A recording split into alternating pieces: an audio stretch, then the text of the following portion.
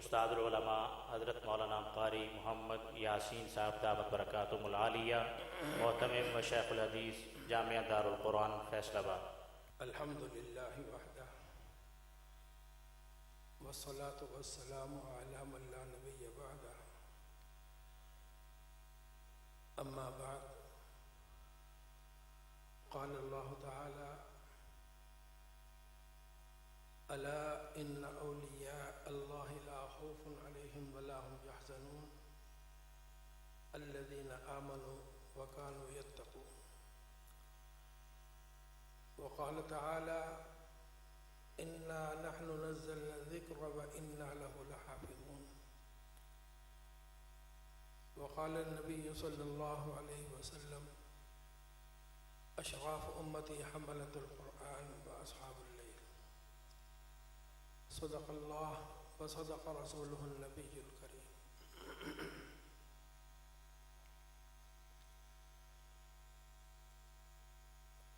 سب سے پہلے میں اپنے عزیز مولانا عزیر صاحب دامت برکاتہم کا اور ان کے بھائی مولانا شعیب صاحب دامت برکاتہم کا انتہائی مشکور ہوں کہ انہوں نے مجھے اس بڑی مبارک مجلس میں شرکت کی سعادت بخشی۔ حقیقت یہ ہے کہ یہ میرے سر کے تاج اور آنکھوں کی ٹھنڈک ہے۔ یہ میرے شیخ، میرے استاد حضرت مولانا محمد صدیق صاحب شیخ الحدیث جامعہ خادم مدارس کے نواسے ہیں، اور وہ میرے استاد بلکہ بچپن ہی سے ابتدائی کتابوں سے لے کر آخری کتابوں تک الحمدللہ ہر سال ان کے پاس میری کوئی نہ کوئی کتاب رہی ہے۔ اس نسبت سے جب میں ان کو دیکھتا ہوں اور یہ میرے پاس تشریف لائے تو میرے پاس عذر کی اور انکار کی کوئی گنجائش نہیں تھی۔ بہرحال اللہ ان کو جزائے خیر عطا فرمائے کہ انہوں نے مجھے یہاں حاضری کی سعادت بخشی۔ اس مجلس کی مناسبت تو جیسا کہ موضوع سے ظاہر ہو رہا ہے، اولیاء اللہ میں سے ایک بہت ہی برگزیدہ بندے حضرت بایزید بسطامی رحمہ اللہ تعالیٰ کی یاد میں اس کو منعقد کیا گیا ہے، اور اسی کے ساتھ ہی حفظ کرنے والے بچوں کی دستار بندی بھی ہے۔ جہاں تک پہلے موضوع کا تعلق ہے، انشاءاللہ ہمارے بزرگان دین خصوصاً حضرت پیر ناصر الدین خاکوانی دامت برکاتہم تشریف لانے والے ہیں، وہ اس پر روشنی ڈالیں گے۔ میں حفظ قرآن کی مناسبت سے ان بچوں کو، ان کے والدین کو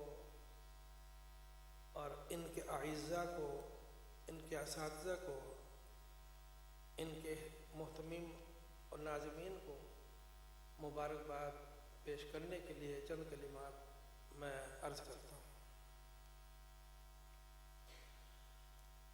حق تعالی شانہ نے قرآن پاک نازل فرمایا،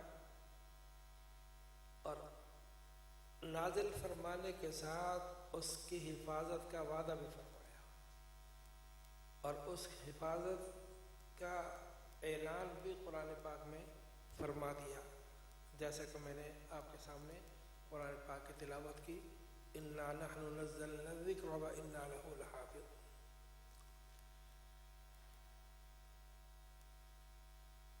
اس سلسلے میں عرض یہ ہے کہ یہ اللہ کا کلام حق تعالی شانہ نے حضرت جبرائیل علیہ السلام کے ذریعے سے آپ کے قلب اطہر پر نازل نزل به الروح الامین علی قلبک، روح امین اس کو لے کر نازل ہوئے ہیں حضور اقدس صلی اللہ علیہ وسلم کے قلب اطہر پر۔ جیسے جیسے نازل ہوتا گیا تو حضور صلی اللہ علیہ وسلم وہی کلام پڑھ کر صحابہ کرام کو سناتے، ان کو سکھاتے۔ یہ بند کر دو اور بچہ آپ کے لیے بات کر رہا ہوں، آپ بات سنو۔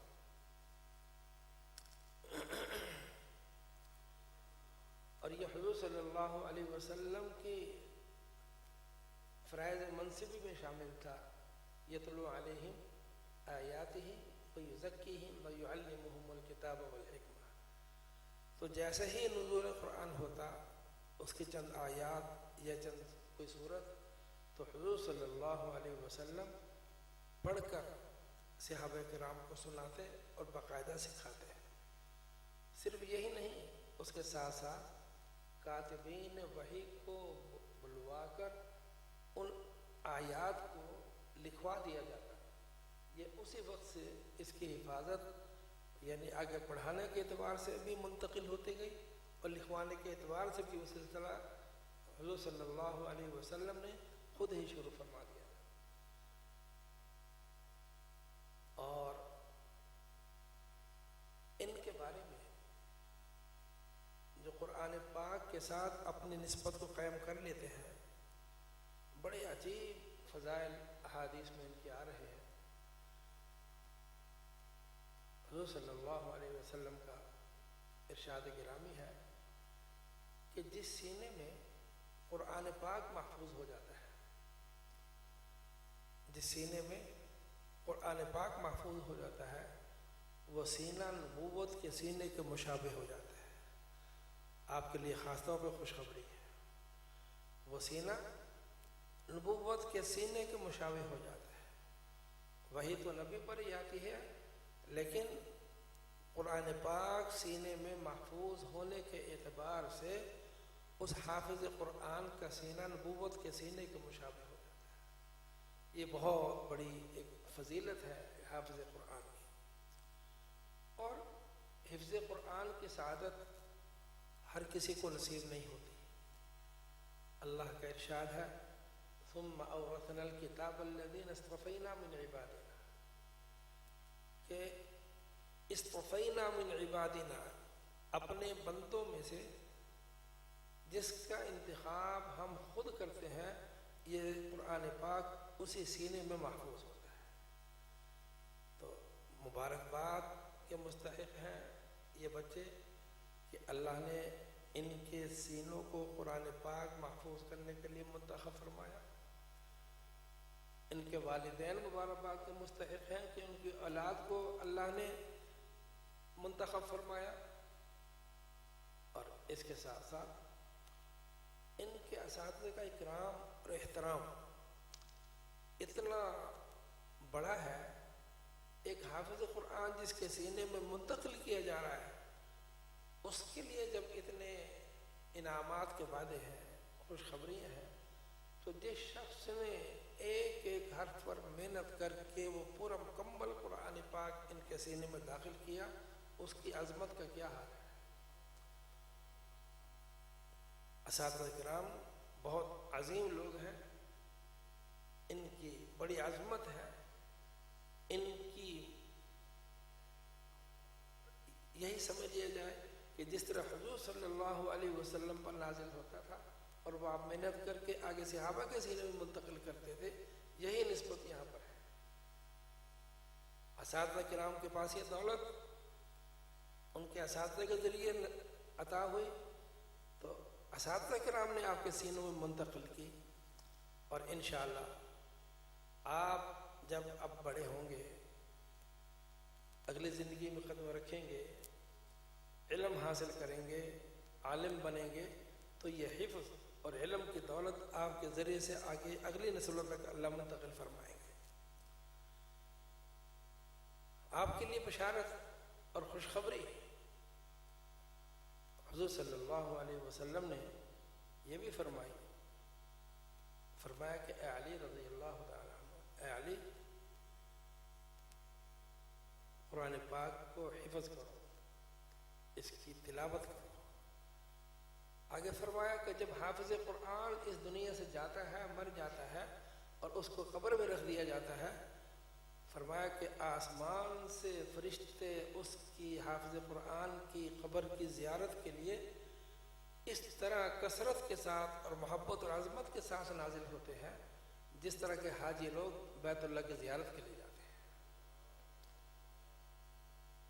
آپ نے موسم حج میں، اللہ کرے یہ ہمارے گناہوں کی وجہ سے جو پابندیاں لگ گئی ہیں، اللہ ہمارے گناہوں کو معاف فرمائے اور اپنے گھر کے دروازے، اپنے حبیب پاک صلی اللہ علیہ وسلم کے دروازے ہم سب کے لیے دوبارہ سے کھول دے پوری طرح پر۔ تو جس طرح پر مسلمان بیت اللہ کی زیارت کے لیے حاضر ہوتے ہیں، حضور اقدس صلی اللہ علیہ وسلم کے در اقدس پر حاضری کے لیے شوق در شوق جا رہے ہوتے ہیں، فرمایا کہ اسی طرح حافظ قرآن کی قبر کی زیارت کے لیے آسمان سے فرشتے نازل ہوتے ہیں۔ کتنا مقام ہو حافظ قرآن کا کہ اس کے مرنے کے بعد اس کی قبر پر حاضری کے لیے آسمانوں سے فرشتے نازل ہو رہے ہیں۔ اور ایک حدیث پاک میں یہ بھی آتا ہے جس کا مفہوم یہ ہے کہ جب حافظ قرآن کو قبر میں رکھ دیا جاتا ہے، جہاں پر وہ دفن ہوا ہے اس کے دائیں بائیں اور قبر والے 7 ایسے قبور والے جن پر بدعملی کی وجہ سے قبر کا عذاب مسلط ہوتا ہے، تو حافظ قرآن کے وہاں دفن ہونے کی وجہ سے اللہ ان دائیں بائیں والوں کو بھی معاف فرما دیتے ہیں، ان سے بھی عذاب کو اٹھا لیتے ہیں۔ جب حافظ قرآن کے وہاں دفن ہونے کی برکت سے دائیں بائیں والوں کا اتنا اعزاز اور اکرام ہے کہ ان کو بھی معاف کیا جا رہا ہے، تو خود حافظ قرآن کا اکرام کیا ہوگا؟ اس خبر میں حافظ قرآن کا کیا اکرام ہوگا؟ اللہ ہمیں اس نعمت کی قدر کرنے کی توفیق عطا فرمائے، اور ہمیں جو اللہ نے یہ دولت عطا فرمائی اس کو سینے میں پوری طرح پر محفوظ رکھنے کی ہمیں فکر نصیب فرمائے۔ فرمایا کہ قرآن پاک کا یاد کر لینا بھی بہت بڑی نعمت ہے، عظیم دولت ہے، لیکن اس کے بعد حافظ قرآن پر اتنی بڑی ذمہ داری آ جاتی ہے کہ اس کو یاد رکھنا فرض ہو جاتا ہے۔ شروع میں حفظ کرنا تو فرض نہیں تھا، لیکن جب آپ نے یاد کر لیا، حافظ بن گئے، اب اس کو حفظ کرنا، حفظ رکھنا آپ کی ذمہ داری میں آ گیا ہے، آپ کی ذمہ فرض ہو گیا ہے۔ اس لیے ان کے اساتذہ کرام بھی اور ان کے والدین بھی اور یہ خود بچے بھی اس بات کا فکر کریں اور ہمیشہ کے لیے فکر کریں کہ ہم نے قرآن پاک کی منزل کا اہتمام پورا کرنا ہے۔ اس کی ایک صورت میں بعض دفعہ یہ عرض کر دیا کرتا ہوں کہ جو جن والدین کے بچے پڑھتے ہیں، حفظ قرآن کے بعد والدین اس ذمہ داری کو نبھانے کے لیے وہ تھوڑا سا اپنا کردار ادا کریں۔ میں تجویز کیا کرتا ہوں کہ والدین گھر میں آپس میں مشورے سے کوئی ٹائم طے کر کے جو بھی مصروفیات گھر کی ہوں اس کے مطابق ایک پارہ بچے کا حافظ کی والدہ سنیں اور ایک سپارہ بچے کا حافظ کا والد سنیں۔ 2 سپارے ہر روز اس کے سنے جائیں، مسلسل سنے جائیں جب تک بچہ بڑا نہ ہو جائے۔ جب کئی سال تک اس عمل کو آپ لے کر چلتے رہے، خصوصاً والدین سے عرض کر رہا ہوں، جب اس عمل کو آپ لے کر چلتے رہے تو اللہ کی ذات سے یہ امید ہے کہ انشاءاللہ یہ بچہ مرتے دم تک قرآن پاک نہیں بھولے گا۔ لیکن ہوتا یہ ہے کہ حفظ کے بعد استاد بھی بے فکر ہو جاتے ہیں، طالب علم بھی بے فکر ہو جاتے ہیں اور والدین بھی بے فکر ہو جاتے ہیں، جس کا نتیجہ یہ نکلتا ہے کہ یہ جو عظیم دولت بچوں نے اپنے سینوں میں سمیٹی تھی وہ اس سے محروم ہو جاتے ہیں، وہ بھول جاتے ہیں۔ اور قرآن پاک بھول جانے پر بہت بڑی وعید ہے، بہت بڑی ناراضگی ہے۔ حضور صلی اللہ علیہ وسلم ختم قرآن کے موقع پر جو دعا مانگا کرتے تھے، اللہم آنس وحشتنا فی قبورنا، یہ آگے تھوڑی سی اور دعا ہے، میں اس دعا کے آخری 2 جملے آپ کو بتانا چاہتا ہوں، اس کا مفہوم بتانا چاہتا ہوں۔ ان 2 جملوں میں حضور صلی اللہ علیہ وسلم نے یہ دعا مانگی، وارزقنا تلاوتہ آناء اللیل و آناء النہار، اے اللہ یہ جو تو نے ہمیں دولت عطا فرمائی ہے قرآن پاک کی، اب ہمیں تو اس کی صبح و شام تلاوت کی توفیق عطا فرما۔ اس کا مطلب یہ ہے، صبح شام کی تلاوت کا مطلب یہ ہے کہ کثرت سے اس کی تلاوت کرنے کی ہم توفیق عطا فرما۔ یہ حضور صلی اللہ علیہ وسلم نے دعا مانگی، آپ سب آمین کیا تو اس پر ہم سب کو اللہ اس کی توفیق عطا فرمائے۔ اور اس دعا کا جو آخری جملہ ہے، وَاجْعَلْهُ لَنَا حُجَّةً یا رب العالمین، یہ ہے ایک حدیث پاک میں آتا ہے نا، یہ قرآن پاک حافظ قرآن کے لیے مخاطب کر کے فرمایا حجۃ لک او علیک، کہ یہ قرآن یہ تو تیرا سفارشی ہے، تیرے حق میں یہ سفارش کرے گا بخشش کی، درجات کی بلندی کی اور جنت میں جانے کی، یہ سفارش کرے گا اللہ کے بارگاہ میں، اور اللہ قرآن کی سفارش کو قبول فرمائے گا۔ اور اگر حافظ قرآن نے حفظ کر کے اس کو بھلا دیا، اس کی منزل کا اہتمام نہ کیا، اپنی زندگی اس کے احکام کے مطابق نہیں گزاری، سنت کے مطابق اپنی زندگی نہیں گزاری، او علیہ، وہ پھر اس حافظ قرآن کے خلاف اللہ کی بارگاہ میں حاضر ہوگا کہ اللہ تو نے تو بہت بڑی ان کو دولت دی تھی، انہوں نے بڑی بے حرمتی کی، نہ شکری کی، نہ قدری کی، آپ کی شکایت کرے گا۔ اور جہاں قرآن پاک اللہ کی بارگاہ میں تمہارا شکایت کرنے والا بن کر کھڑا ہو جائے، تمہارے خلاف گواہی دینے والا بن کر کھڑا ہو جائے، تو پھر اس کے بعد ناکامی اور تباہی میں کیا کسر باقی رہ جاتی ہے۔ اس لیے میں عرض کر رہا ہوں کہ ان حفاظ کرام کو جو اللہ نے نعمت عطا فرمائی ہے، اس کی قدر کریں، اس کی منزل کا اہتمام کریں، اپنی اٹھنا بیٹھنا چلنا پھرنا، اپنی 24 گھنٹے کی زندگی قرآن کے احکام کے مطابق اور حضور صلی اللہ علیہ وسلم کے طریقوں کے مطابق گزارنے کی پوری کوشش کریں۔ میدان قیامت کے بعد جب سب لوگ جنت میں چلے جائیں گے، میں حافظ قرآن کو خاص بتا رہا ہوں، وہ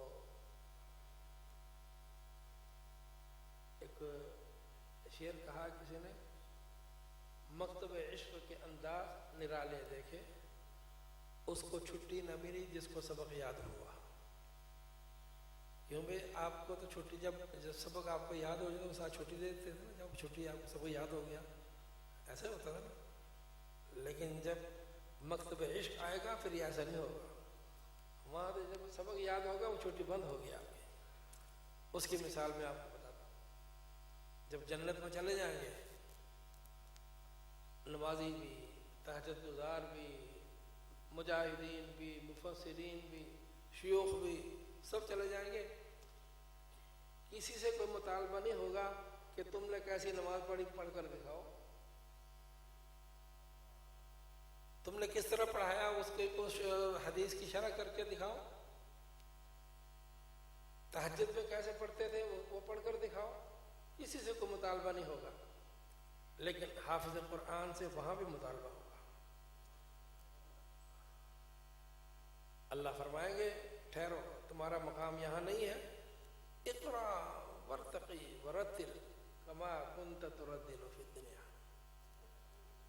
فإن منزلتك آخر آیۃ تقرأها۔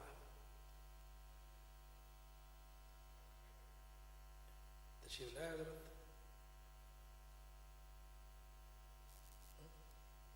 اچھا، اللہ کی طرف سے یہ ارشاد ہوگا کہ اے حافظ قرآن تیرا یہ مقام نہیں ہے، تیرا مقام بہت بلند اور بہت اونچا ہے، پڑھنا شروع کرو، اقرا، کیوں بھی کسی اور سے کہا جا رہا ہے یہ تم عمل کر کے آؤ، یہ کرو، یہاں پر کس سے کہا جا رہا ہے؟ حافظ قرآن سے کہا جا رہا ہے، اقرا ورتقی، پڑھتا جا اور جنت کے درجات پر چڑھتا جا. اور فرمایا ورتل، جس طرح قرآن پاک ترتیل کے ساتھ اچھے اچھے آواز کے ساتھ حروفوں کو صاف صاف ظاہر کر کے ٹھہرا ٹھہرا کر دنیا میں اپنے استادوں کو سنایا کرتا تھا، تو اسی طرح سنا مجھے بھی. اللہ کا تقاضا یہ ہوگا اس وقت اسی طرح مجھے سنا تھا. فرمایا تیرا مقام وہاں ہوگا جہاں تیری قرات کی آخری آیت ہوگی.